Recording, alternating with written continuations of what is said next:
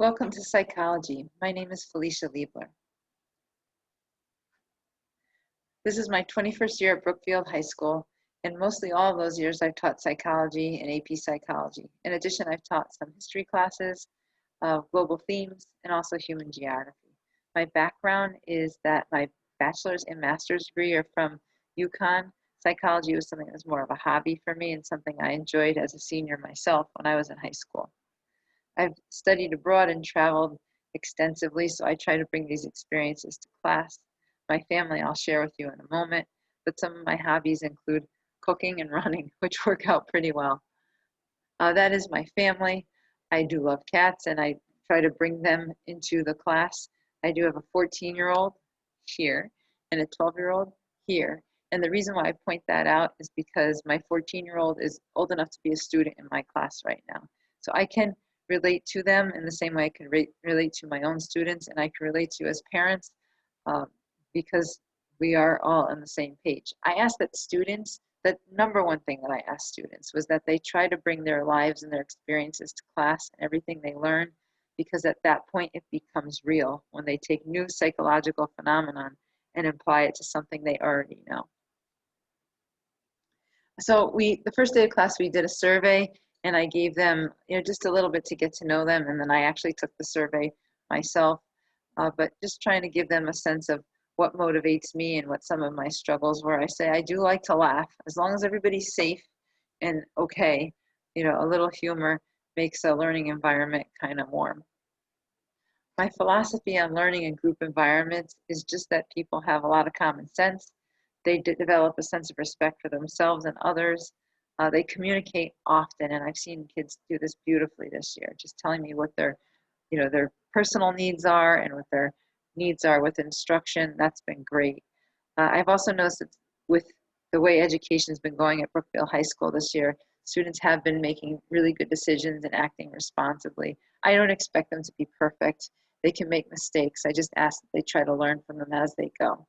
And they have been pretty positive, given the fact that they're in class with masks and they don't have all of their friends in one spot, but they can see some online, and we're still having a pretty good learning environment. Class procedures.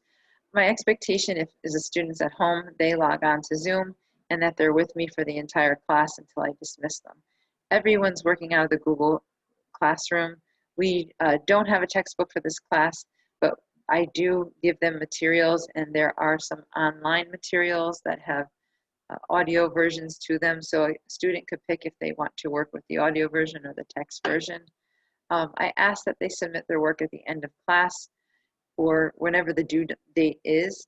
I also ask that they spend no more than 30 minutes on my class beyond what they've already done.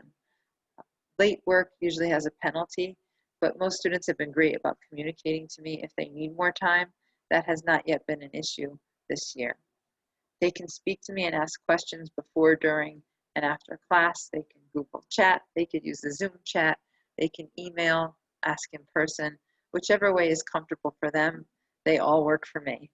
And some of the instruction has been teacher-led and whole class, individual, and small groups. We've been doing more with small groups.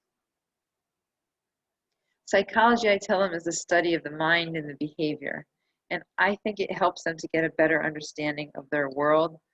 We look at what motivates them, how do they think, how do they feel, how do they act in groups. These are all important questions that we look at. The most important thing is, again, to apply what they're learning to their TV shows, their books, their jobs, and their life. This is a bit of an overview of the curriculum. Right now we're in the middle of Unit 1. We are finishing that up this week. They studied what is psychology and the approaches. And they've also started to look at personality. They'll be moving into development and research, and then looking at the whole cognition. How do they think and learn and memorize? And then, of course, looking at the psychobiology and their consciousness. 2020 has provided them, a new way to learn, and I see a lot of them are responding positive to this, using the Zooms, using the Google Classrooms, communicating often, being organized, managing their time, and just problem solving. And I see them exercising a lot of patience. They've just been really great. If students are in class, they are keeping their distance and wearing their masks. They can take individual breaks when they like. We've taken some whole class breaks while the weather's nice, and that helps them to refocus when they come back. Class requirements are really just a charged Chromebook, a charger, and some earbuds or ear pods. If they go home every night and charge their Chromebook and bring it in charged the next day, that's really all they need. It doesn't hurt to have some paper or a writing utensil in case they wanted to write something down. I still think a planner is pretty important, whether it's an online one or an old school paper one.